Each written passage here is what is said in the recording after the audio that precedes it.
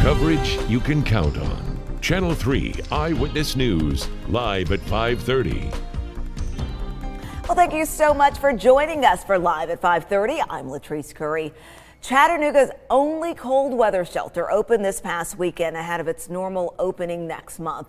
The shelter provides a warm place to stay for people experiencing homelessness as the temperature drops overnight.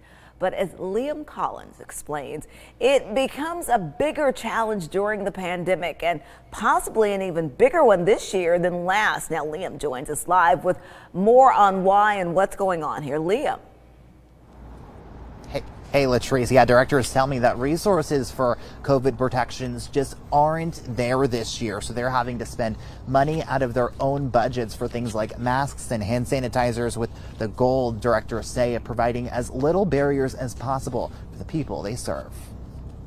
When it's cold, people get really sad, and it's hard. After over 20 years with Chattanooga's Community Kitchen, Chief Financial Officer Vanessa Blevins says serving her community during the pandemic has been the toughest she's ever seen. And that commitment still exists today, that if we don't have enough staffing, that we figure out a way to do it with our normal staffing.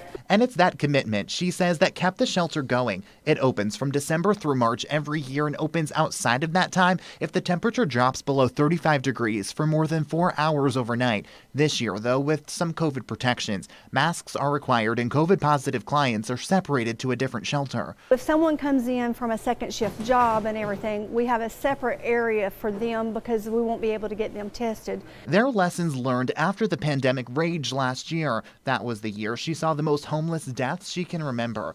89 people, she says, died on Chattanooga's streets in 2020, a number the city has already surpassed in 2021. When you think about that concept of being homeless, and if you're outside on the street in a tent or your family, that's a real possibility. It's a commitment, Blevins says, designed to provide as little barriers as possible to the community they serve. The cold weather warming shelter was designed to be a safe place for people to come in out of the cold so that they don't die alone.